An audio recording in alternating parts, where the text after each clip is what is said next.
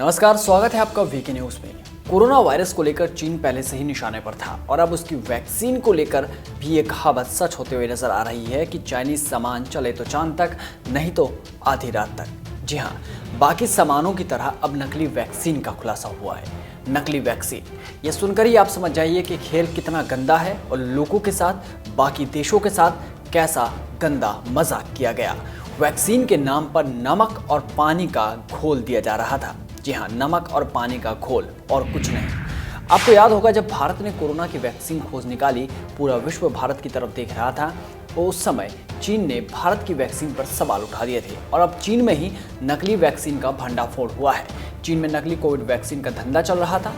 चीन में एक ऐसे शख्स को गिरफ्तार किया गया है जिस पर आरोप है कि उसने कोरोना वैक्सीन की शीशी में सलाइन सॉल्यूशन या फिर मिनरल वाटर डालकर बेचा और उससे करोड़ों रुपए कमाए।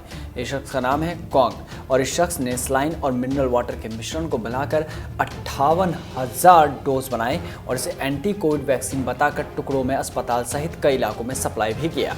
डेली मेल में छपी रिपोर्ट के मुताबिक कोंग के गैंग ने फर्जी वैक्सीन बेचकर करीब 20 करोड़ 17 लाख रुपए कमा लिए। कोंग का यह अवैध धंधा बड़ी ही तेजी से फल फूल रहा था। एक तो नहीं, कई लोग इस अवैध धंधे से जुड़े हुए थे। इतने लोग जितने की किसी छोटी मोटी फैक्ट्री में होते हैं। दरअसल नकली वैक्सीन घोटाले में अब तक अधिकारियों ने 70 लोगों को गिरफ्तार किया है। पिछले साल ही उजागर हुए इस फेक वैक्सीन मामले में कुल 21 केस दर्ज किए गए हैं। चीन की राजधानी बीजिंग समेत कई प्रांतों की पुलिस ने अलग अलग जगहों पर छापा मारते हुए संदिग्ध आरोपितों को हिरासत में लिया है। पुलिस की जांच में पता चला कि पिछले साल ये लोग नकली वैक्सीन बेचने में लगे हुए थे।